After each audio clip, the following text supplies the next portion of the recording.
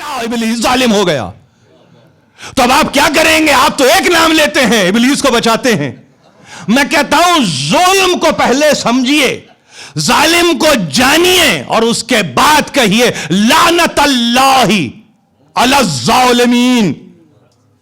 اور پھر کسی ایک کو بھی بچنے کا موقع نہ دیجیے، اس لیے کہ کبھی کبھی نام لینے والے پہ مجھے شک ہوتا ہے کہ بہت سو کو بچانے کی کوشش کر رہا ہے. ایک نام لے کے کئی ایک کو بچانے کی کوشش قبول نہیں کی جائے گی، اس کی پذیرائی نہیں ہوگی. تحریک تو یہ ہو کہ ایک کا کیوں لیا، ایک کا کیوں لیا، سب کو کیوں نہیں کہا، اور پھر قرآن کی ٹرمینالوجی میں کیوں نہیں کہا، قرآن کی اصطلاح میں کیوں نہیں کہا. کیا ہماری زبان قرآن سے زیادہ فصیح ہے؟ کیا ہماری فکر قرآن سے زیادہ بلیغ ہے؟ کیا ہماری نگاہ میں تاریخ اس طرح سے رہتی ہے جس طرح قرآن کی نگاہ میں تاریخ ہے؟ کیا ہماری نگاہوں میں استقبال اس طرح سے ہے جس طرح قرآن کی نگاہوں میں استقبال ہے؟ کیا ہمارے پاس حال وہ حال ہے جو قرآن کا حال ہے؟ نہیں، کسی زمانے سے ہمارا کوئی تعلق نہیں. 40 50 60 برس کی زندگی گزارنے والا آ کے ایک مرتبہ دعویٰ کرتا ہے فلاں پہ لعنت، فلاں پہ لعنت. نہیں، لعنت اول تا آخر سب پہ لعنت،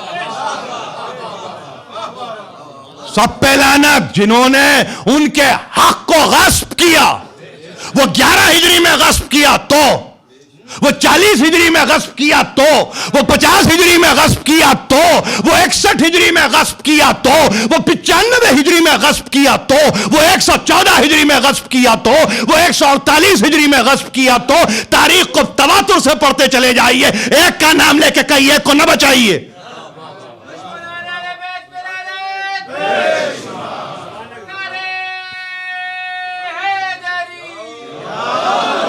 دیکھیے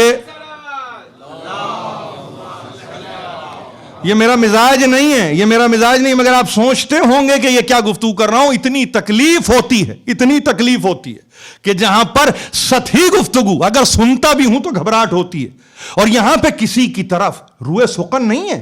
آپ یہ نہ سمجھیے کسی ایک کو میں ٹارگٹ بنا رہا ہوں اپنی گفتگو کا. نہیں، ایسا نہیں ہے. میں اپنے بچوں کو سمجھا رہا ہوں اچھی اینٹی بائیوٹک براڈ اسپیکٹرم ہوتی ہے. آپ کو معلوم ہے بہت اچھی اینٹی بائیوٹک. اسی لیے جہاں آپ اپنے عام مرض کے لیے اچھی گولی، اچھے کیپسول کو پسند کرتے ہیں، تو وہاں مذہب میں بھی فکر کو، اور فکر وہ جو لعنت و ملامت کرنا چاہتی ہے، اس کو براڈ اسپیکٹرم رکھیے. اس کے کینوس کو تنگ نہ کر دیجئے، اس کو محدود نہ کر دیجئے، اس لیے کہ فی الوقت تو کیور نظر آئے گا، مگر وہ جو کینسر ہے نا جو بڑھ رہا ہے وہ تو رہ جائے گا. ہم تو ایریڈیکیٹ کرنا چاہتے ہیں اس کینسر کو، ہم تو ختم کر دینا چاہتے ہیں اس کینسر کو، اور ہم اس طرح سے ختم کرنا چاہتے ہیں کہ کوئی کہے یا نہ کہے، اس دور میں بھی اگر کوئی ظالم ہے تو اس پر لعنت، اور آنے والے اوقات میں بھی کوئی ظلم کرنا چاہتا ہو، سوچ بھی رہا ہو، اس پر بھی لعنت. سوچ پہ لعنت ہے ظالم کی، سوچ پہ.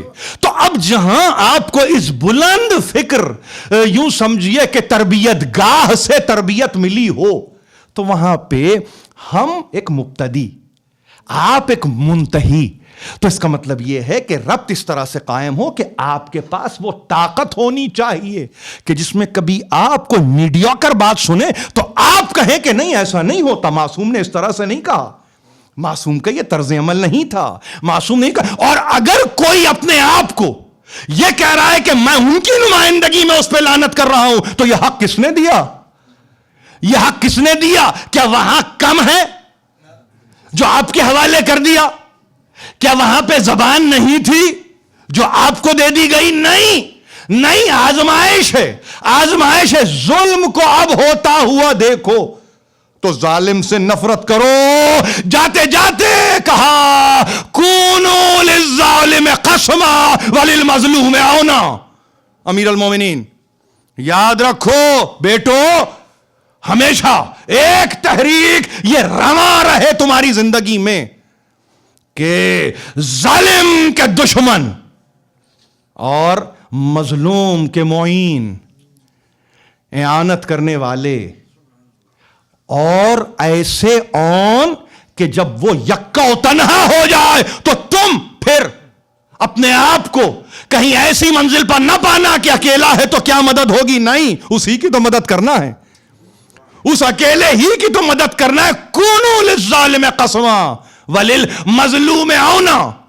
یہ جاتے جاتے وہ جن کے لیے رسول نے کہا ہما امامان، رسول نص صریح ہے، یہ دونوں امام ہیں، ان کو وصیت کرنے والا ابو الائمہ وصیت کر رہا ہے ظالم سے نفرت، بیزاری، براعت، جو لفظ استعمال کر لیجئے، اور مظلوم کی اعانت.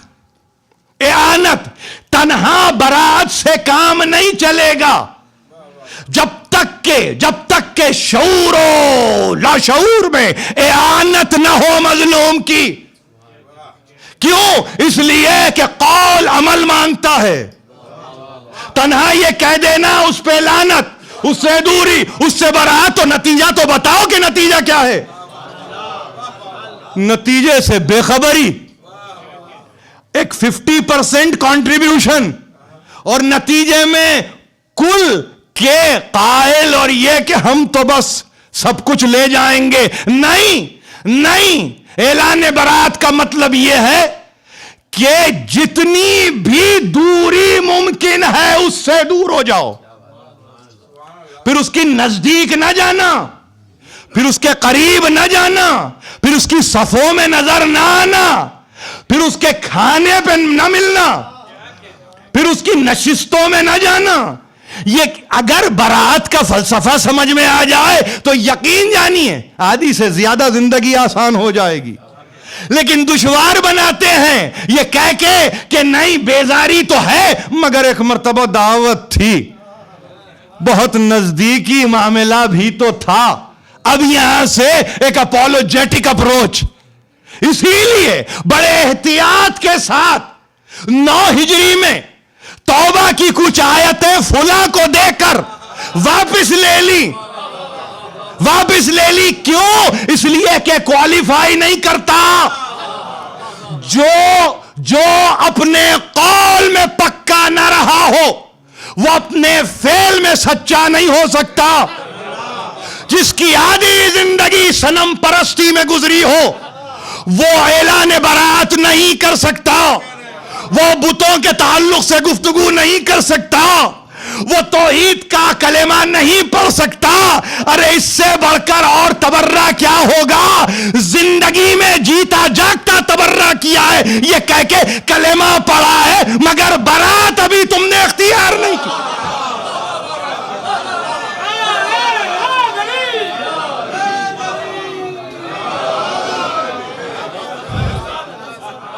کیا اب مجھ سے سننے والے کہیں گے نام نہیں لیا؟ نہیں، ضرورت نہیں ہے، ضرورت نہیں. اللہ اور اس کے رسول اور اس کے ولی کے ساتھ کسی ایسے کا تذکرہ، کسی ایسے، یہ برات مشرکین سے نہیں تھی، یہ سورے سے آیتوں کو لینا بھی برات ہے.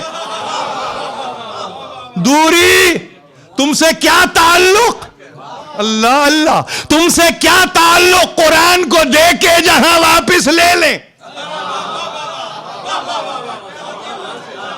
قرآن کو دے کے واپس لے لیں، اور دنیا